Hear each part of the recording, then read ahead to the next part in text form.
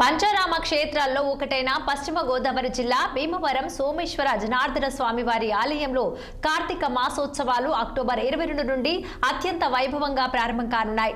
వచ్చే నెల 20వ తేదీ వరకు ఈ వేడుకలు కనుల పండుగగా జరగనున్నాయి. కార్తీక మాస వేడుకలు పురస్కరించుకుని భక్తులకు ఎలాంటి ఇబ్బందులు తలెత్తకుండా ఆలయ చైర్మన్ చింతలపూటి బంగారరాజు ఆధ్వర్యంలో భారీ ఏర్పాట్లు చేస్తున్నారు. దేశ నలుమూలల నుంచి భక్తులు భారీగా తరలివచ్చే అవకాశం ఉండటంతో అందుకు తగ్గట్టుగా ఏర్పాట్లు చేస్తున్నట్టు ఆలయ ఈవో రామకృష్ణంరాజు తెలిపారు. అలాగే స్వామివారిని దర్శించుకునే మహిళలు సంప్రదాయ దుస్తుల్లో రావాలని, లేని ఎడల అనుమతి లేదంటూ ఈవో ప్రకటించారు. ఇక ఆలయ అభివృద్ధికి ధర్మకర్తల మండలి చిత్తశుద్ధితో కృషి చేస్తుందంటున్న ఆలయ చైర్మన్ బంగారరాజుతో మా పశ్చిమ గోదావరి జిల్లా ప్రతినిధి నిమ్మలాది ఫేస్ టు ఫేస్. క్షేత్రాలు ఒక్కడైన సోమేశ్వర జనార్దన స్వామివారి ఆలయంలో కార్తీక మాసం సందర్భంగా అనేకమైన ఏర్పాట్లు చేస్తున్నారు. ప్రస్తుతం మనతో పాటు నూతనంగా ఎన్నికైన చైర్మన్ బంగారాజు గారు ఉన్నారు. వారిని అడిగి తెలుసుకుందాం. సార్ నమస్తే సార్. మీకు ముందుగా మీరు చైర్మన్ అయినందుకు మీకు శుభాకాంక్షలు సార్.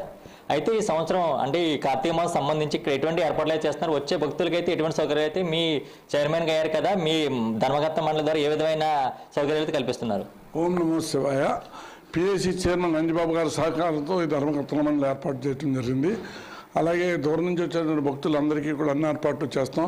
అన్ని డిపార్ట్మెంట్ సహకారం తీసుకుంటాం. రెవెన్యూ, ఎండోమెంట్స్, ఫైర్, అన్ని డిపార్ట్మెంట్, పోలీస్ యంత్రాంగం అందరినీ సహకారం తీసుకుంటున్నాం. వేలాది మంది భక్తులకి అందరికీ కూడా భోజనాలు సదుపాయాలు ఏర్పాటు చేస్తున్నాం. మరి ముఖ్యంగా అక్కడి నుంచి వచ్చేటువంటి వాళ్ళందరికీ కూడా 5,000 లీటర్ పాలు ఏర్పాటు చేయడం జరిగింది. ఈ సందర్భంగా అన్ని డిపార్ట్మెంట్ వాళ్ళని ఉపయోగించుకుంటూ అన్ని వర్గాల ప్రజల్ని మాతో మమేకమై కలుపుకుంటూ వాళ్ళ సహకారం తీసుకుంటూ స్థానిక భక్తులు, నాయకులు, కార్యకర్తలు, అభిమానులు అందరి సహకారం తీసుకుంటూ నిరంతరం మేమంతా కూడా పాలక మండలి అభివృద్ధి చేస్తామని ఈ సభాముఖంగా తెలియజేస్తాం. అయితే ఈవో గారు, అయితే ఈ సంవత్సరం ఎంతమంది అయితే భక్తులు ఇక్కడికి వచ్చే అవకాశం ఉందంటారో వారికి ఏ విధమైన సౌకర్యాలు అయితే మీరు కల్పిస్తున్నారు? ఓం నమ శివాయ. గత ఈ సోమేశ్వర జనార్దన స్వామివారి దేవస్థానం కార్తీక మహోత్సవంలో 22/10/2025 నుంచి 20/11/2025 వరకు అత్యంత వైభవంగా దూర ప్రాంతాల నుంచి దర్శనార్థం వచ్చి భక్తులకు ఏ విధమైన అసౌకర్యం కలగకుండా ఉండడానికి ఫస్ట్ వచ్చిన వెంటనే భక్తులకి ఒక డిసిప్లే అవుతుంది. మార్గాలు ఏ విధంగా వెళ్ళాలి, ఏది ఎక్కడ ఉన్నది అనేది తెలియడం కోసం ఫస్ట్ డిసిప్లే బోర్డు ఉంటుంది ఎంట్రన్స్లో. ఆ బోర్డు చూసుకుని ఆ క్యూ లైన్ల ద్వారా వాళ్ళు ఆ భక్తులు ప్రవేశించి ఆ మార్గం ద్వారా స్వామివారిని దర్శించుకుంటారు. తదుపరి అక్కడి నుంచి ఉపాలయాలు ఉన్నాయి స్వామివారి ఆలయం ప్రాకారంలో. ఉపాలయాలు కూడా దర్శించుకున్న తర్వాత స్వామివారి ఉచిత అన్నప్రసాదం ప్లస్ పులిహార ప్రసాదం కూడా భక్తులకి వితరణ చేయడం జరుగుతుంది. ఇక్కడి నుంచి ఉచిత ఆటోలు ఏర్పాటు చేయడం జరిగింది. అంటే పార్కింగ్ వరకు ఇక్కడ దింపేసి బస్సులు పార్కింగ్ జంక్షన్ దగ్గర పెట్టుకుంటారు. అక్కడి వరకు కూడా భక్తులు నడిచేయడానికి లేకుండా ఉచిత ఆటోలు ఏర్పాటు చేసాం వాళ్ళకి. చెప్పండి అమ్మా, ఏదైతే మీరు పాలకవర్గంగా ఎన్నికబడ్డారు, మీ పాలకవర్గంలో ఈ ఆలయాన్ని ఎటువంటిగా ముందుకు తీసుకెళ్దాం అనుకుంటున్నారు?